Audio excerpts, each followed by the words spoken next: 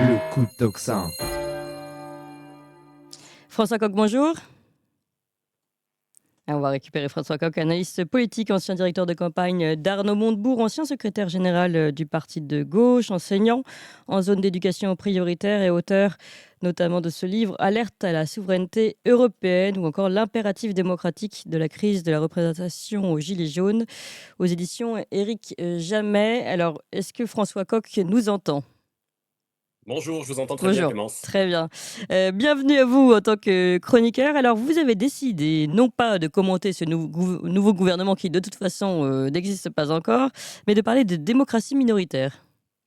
Oui, écoutez, on va pas non plus faire comme tous ceux qui, sur les médias dominants, chez les bien-pensants, sautent à la corde et vont chercher les balles dès que Monsieur Macron leur en envoie une. Qu'est-ce que vous voulez que je fasse? Que j'aille vous parler de Bernard Cazeneuve, de Nicolas Sarkozy, de François Hollande qui vont être reçus à l'Élysée? On voit bien que Monsieur Macron ne cherche pas à élargir son assise, ce qui serait pourtant la nécessité politique pour lui aujourd'hui, mais il se contente, dans ce cas, finalement, d'essayer de resserrer le clan des siens, de se resserrer autour de la caste de tous ceux qui finalement ont déjà échoué et ont déjà été sanctionnés Oui. par les Français. Donc moi, je laisse ça à tous ceux qui préfèrent bavarder, et je voudrais essayer de poser une analyse pour aller un peu plus en profondeur et la soumettre aux gens qui sont derrière l'écran et qui ne manqueront pas, j'imagine, de commenter ça pour faire vivre la discussion.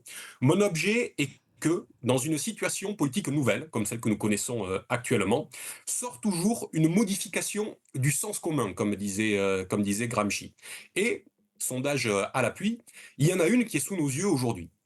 Un sondage Ipsos, la semaine dernière, nous a dit que 65% des Français considéraient désormais, je dis bien désormais, que l'absence de majorité était une mauvaise chose.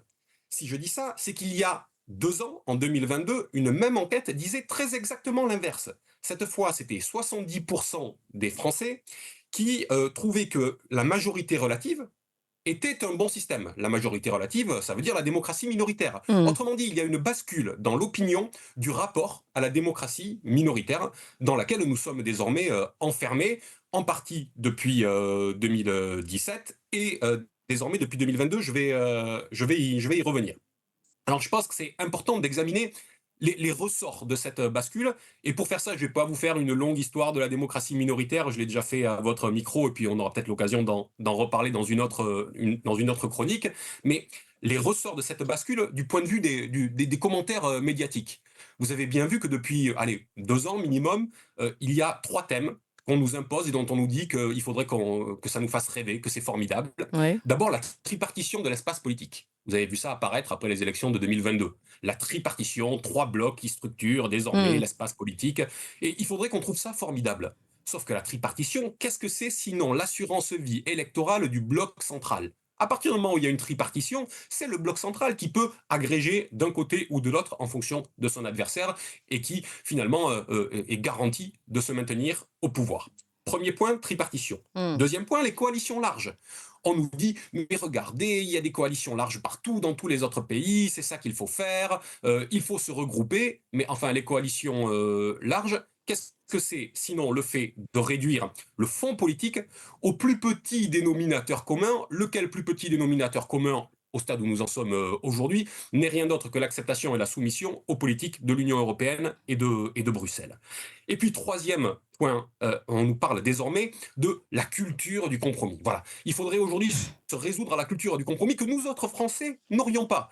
Autrement dit, on nous pointe du doigt, on est en train de nous dire que ce qui fait finalement le génie politique de notre peuple depuis plus de 230 ans et la Révolution française, eh bien finalement, cette insoumission, cette façon de créer du commun devrait passer sous les fourches codines de la démocratie minoritaire. Hmm. Voilà le paysage tel que les médias veulent nous le présenter.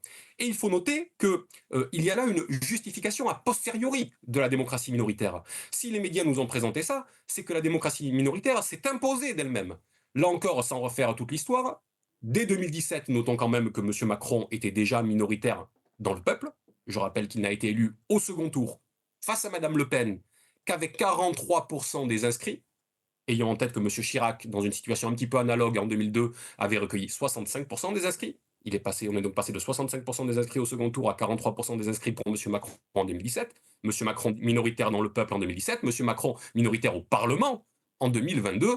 Je rappelle qu'il n'avait déjà que 250 députés sur les 577, là où la majorité est à 289. Donc finalement, cette justification qu'on essaie de nous imposer de la démocratie minoritaire depuis 2 ans, eh bien, elle vient parce que la démocratie minoritaire s'était imposée d'elle-même. Euh, Bien sûr, on a eu le 49-3 qui a finalement été un palliatif, qui a été l'outil de système pour Oui. maintenir et faire passer la démocratie minoritaire entre 2022 et 2024, et on en arrive à la séquence d'aujourd'hui. Tout d'un coup, patatras, le 49-3 ne suffira plus. Et pourquoi? Parce que l'objet n'est plus d'avoir des majorités, on n'arrive plus à avoir de majorité, il n'y a plus d'espoir, on est tellement loin des majorités possibles que la seule majorité qui s'impose, c'est la majorité de censure. Et d'ailleurs, M. Macron ne cherche pas tant à construire un gouvernement performatif qu'à construire un gouvernement qui éviterait ou qui pourrait potentiellement éviter les motions de Oui. censure. On est donc passé finalement d'une fuite en avant vers la démocratie minoritaire à un temps contracté par M. Macron au moment de l'élection. Vous avez vu cette séquence, cette espèce de coup de force qu'il a tenté entre les élections européennes et les législatives pour ne pas laisser les Français respirer et pour leur imposer d'une certaine manière ses vues. Son tempo, À un oui. troisième temps, qui est le temps d'aujourd'hui, qui est le temps suspendu. Il ne vous a pas échappé qu'il ne se passe plus rien sur la Oui. scène politique. À part, je vous ai dit, ceux qui commentent du vide en réalité, mais il ne se passe plus rien. Et le temps suspendu, c'est le moment où les narratifs politiques s'effondrent.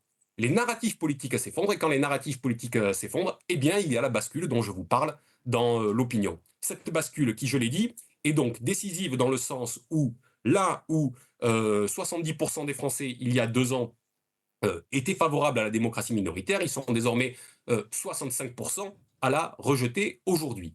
Et cette bascule, elle s'accompagne aussi de la reprise d'un phénomène qui doit nous intéresser, je crois, qui est le phénomène destituant.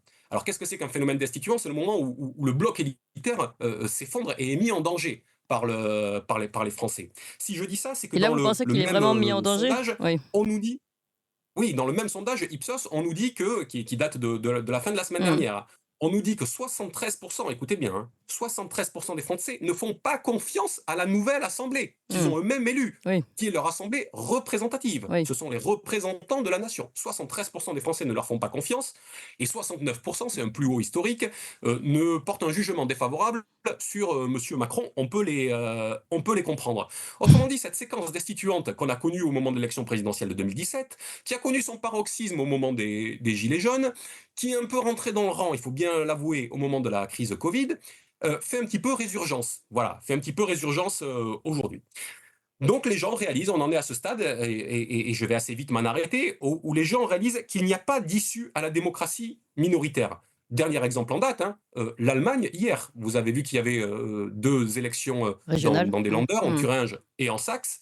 Le gouvernement fédéral est un gouvernement minoritaire, est un gouvernement, une coalition qu'on appelle une coalition grand chapiteau, hétéroclite, qui n'a aucun sens politique, qui a été mise en place pour faire face à la démocratie minoritaire, donc entre le SPD, les sociodémocrates, les Verts et les libéraux. Et cette coalition, si on prend les 3 partis, qu'on additionne leur score dans ces 2 Länder, ils ne dépassent jamais 15% à eux 3. Donc, voyez les effets de la démocratie minoritaire. Donc, on n'en sortira pas par les urnes.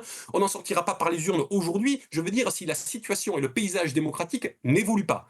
Et aujourd'hui, on est dans une situation qui est bloquée. Je disais que M. Macron fait sauter tout le monde à la corde, il fait sauter les commentateurs à la corde, mais permettez-moi de le dire, il fait sauter aussi les oppositions à la corde, Eh oui. ce faisant. Ça veut dire que si on ne peut pas en sortir directement par les urnes, par une autre élection législative, s'il n'y a pas de modification, je le redis, du paysage politique, alors il faut taper plus haut. Et taper plus haut, qu'est-ce que c'est? C'est la place du chef de l'État. 2 possibilités. Soit la destitution, mais la destitution, d'un point de vue institutionnel, est un parcours du combattant. LFI a bien déposé une motion de destitution, ils vont réussir à franchir les premiers obstacles, mais il y a fort à parier qu'ils butent sur les majorités des 2 tiers à l'Assemblée nationale et au Sénat. Ouais, certainement. Donc, qu'est-ce qui reste s'il n'y a pas la destitution? Il reste la démission de M. Macron, qui n'est bien sûr quelque chose qui ne peut pas se produire à froid. Si vous demandez à M.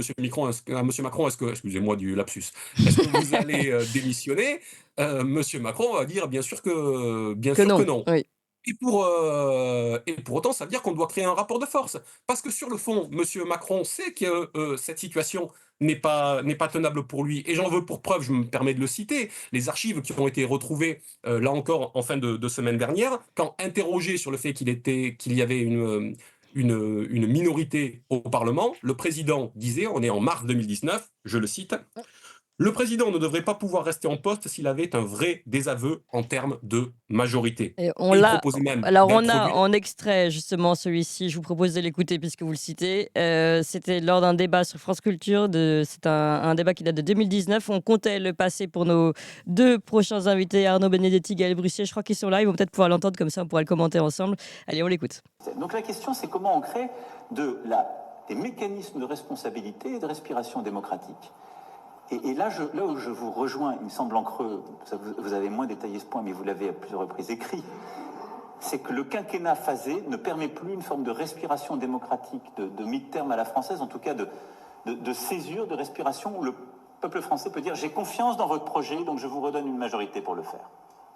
La réalité, si on allait au bout de la logique, c'est que le président de la République ne devrait pas pouvoir rester s'il avait un vrai désaveu en termes de majorité. En tout cas, c'est l'idée que je m'en fais et qui est la seule qui peut accompagner le fait d'assumer les fonctions qui vont avec. Il est bien celui-là, hein. Il est bien, il a de bonnes idées politiques. Oui, il a des bonnes idées, hein, Macron 2019. Ouais, il lui resterait plus qu'à passer l'étape où il les met en pratique application. Et tout serait parfait. Donc, non, mais je Pour m'en arrête conclure, là, ouais, ouais. justement, sur cette citation finalement du président qui nous donne un petit peu la marche à suivre. C'est lui qui nous dit Eh oui. ce qu'il devrait advenir. Je viens de vous montrer en quoi les Français ont, en conscience, je le redis, en conscience, bloqué et grippé le système électoral en nous imposant la démocratie minoritaire dans les urnes, en France comme dans le reste de l'Union européenne. Première étape. Mm. Deuxième étape, une bascule du sens commun avec la prise de conscience que cette démocratie minoritaire, quoi qu'en disent les commentateurs, n'est pas un système viable et qu'il faut donc y remédier.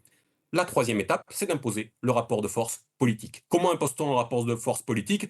J'ai évoqué les Gilets jaunes il y a Ouais. un instant. C'est le moment où une dimension populaire et insurrectionnelle, disons-le d'une certaine manière, s'était mise en phase et en résonance avec le reste du pays, avait réussi à faire monter justement là aussi le bon sens pour susciter l'adhésion à son projet politique. Hein. Souvenez-vous de l'adhésion que recueillait le mouvement des Gilets jaunes plusieurs mois encore après le début du mouvement.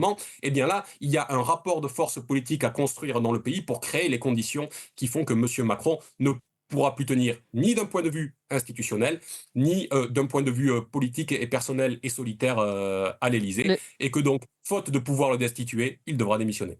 le message est bien passé. Merci beaucoup, François Coq, pour cette première chronique et bienvenue dans la famille de Toxin. Je rappelle, analyste politique et ancien directeur de campagne d'Arnaud Montebourg, ancien secrétaire général du Parti de gauche, auteur de notamment, je vais citer celui-ci, tiens, La chimère de Macron contre la souveraineté populaire aux éditions Éric Jamet.